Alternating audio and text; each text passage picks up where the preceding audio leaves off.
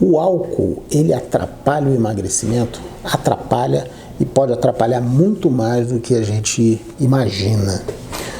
Por que esse álcool ele atrapalha o emagrecimento? Primeiro que ele é calórico e segundo, ele pode levar a alguns fatores depois da ingestão de álcool que são muito prejudiciais ao processo de emagrecimento. Eu vou contar como é que funciona isso.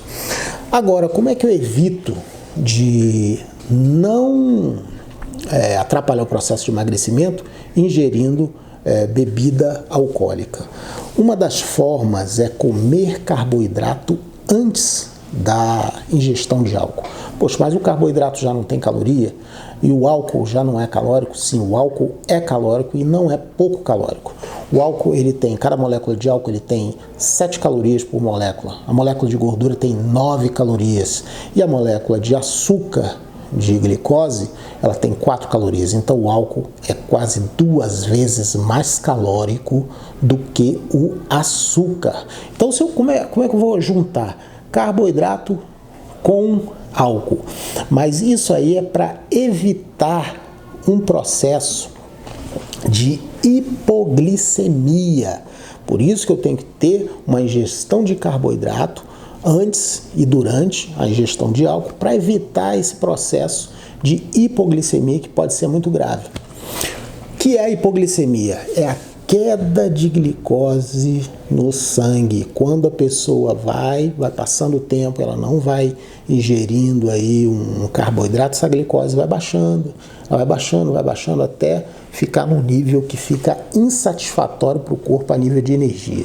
Um dos sintomas da hipoglicemia é sudorese, a pessoa está um pouquinho mais nervosa, ela está um pouquinho mais agitada.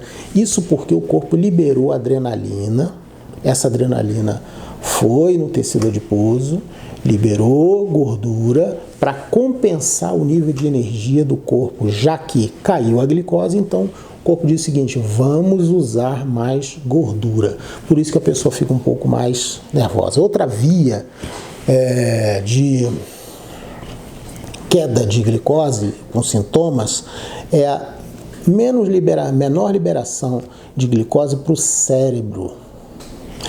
Neuroglicopenia, isso aí é muito perigoso, porque isso pode causar um processo mais grave, um processo de coma, um processo de desmaio, algo nesse sentido. Mas uma das características é fala mais fraca, fala mais lenta, a pessoa está enrolando a língua, então a pessoa está bebendo ali, ela está começando a enrolar a língua, ela está começando a ficar meio tonta, meio confusa. Isso já é menos glicose que está indo para o cérebro.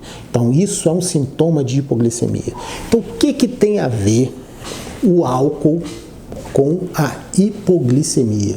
O álcool atrapalha um processo do corpo de compensação de glicose chamado gliconeogênese.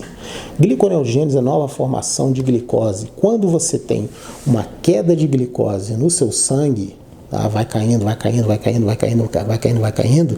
o corpo, os outros tecidos, eles podem ter essa compensação da gordura, mas como o cérebro ele não consome gordura, basicamente, então ele precisa de glicose. Então o fígado é responsável por mandar essa glicose através da sua reserva e através de alguns elementos do corpo, músculo, o lactato do próprio músculo, que vai ajudar nesse processo de recuperação da glicose circulante. Esse é o processo de gliconeogênese. Então o álcool ele vai atrapalhar esse processo. O que ele vai fazer? Esse álcool ele é uma toxina.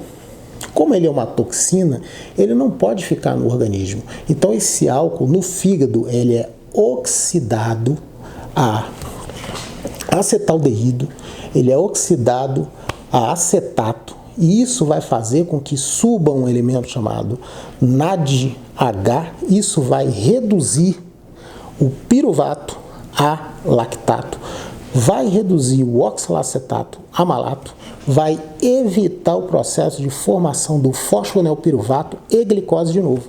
Então o fígado ele vai ficar meio que travado no processo da liberação da glicose, na formação dessa glicose, atrapalhando a subida da glicose. O que isso vai acarretar? O sujeito está bebendo. Ele está bebendo, não comeu nada, ele está com medo de engordar.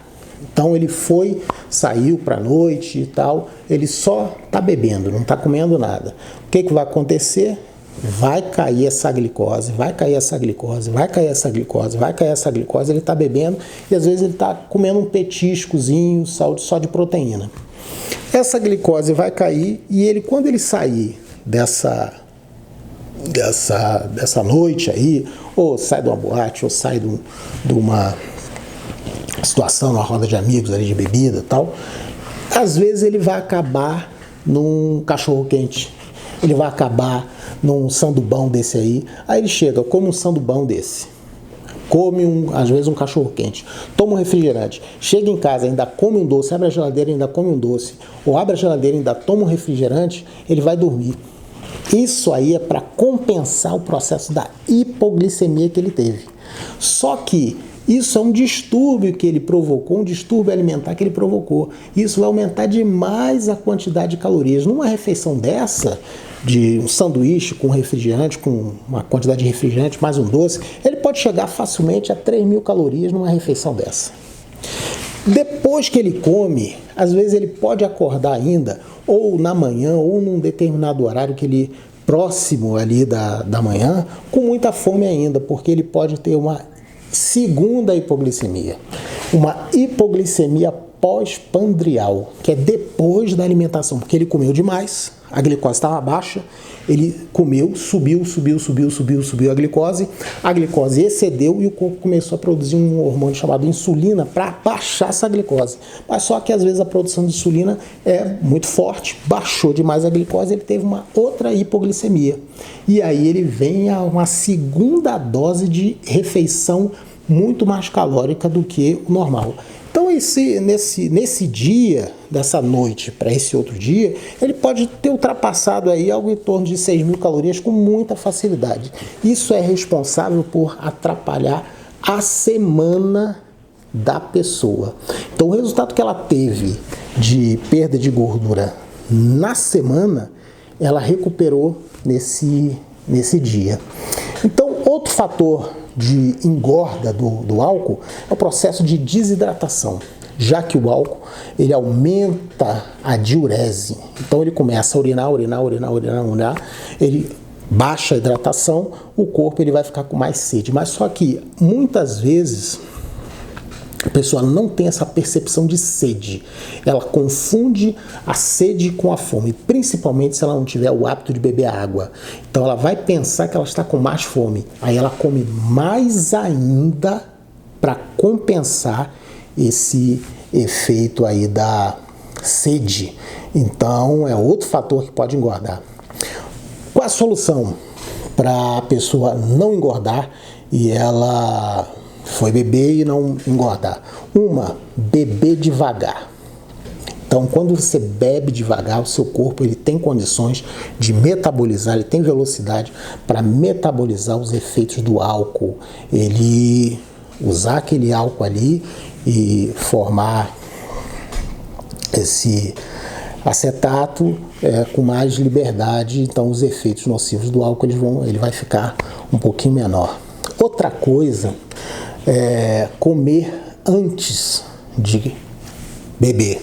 Então ele come algo em torno de 1 hora antes, uma refeição leve, não pode ser com gordura, não pode ser com excesso de proteína, porque pode causar enjoo. Então, um suco ou frutas, alguma coisa nesse sentido. E a cada 1 hora, ou no máximo 2 horas, comer uma bananinha ou uma barra de cereal, alguma coisa que tenha carboidrato, que caiba no bolso, que fique fácil. Isso aí vai evitar o processo de hipoglicemia. O quanto eu posso tomar de álcool que não atrapalhe o processo do emagrecimento, que vai acontecer com a dieta, que geralmente a pessoa está emagrecendo, ela está fazendo uma dieta. Um drink ou 2 drinks no máximo por semana. O que é um drink?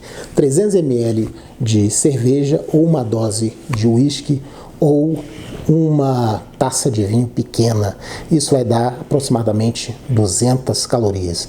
Isso aí não vai atrapalhar muito o processo de emagrecimento na semana e também não vai causar muito dano nocivo dos processos que vêm pós bebida alcoólica, que é a hipoglicemia. Então, fica a dica, se inscreva no canal, dá um like e fique atento para o próximo vídeo.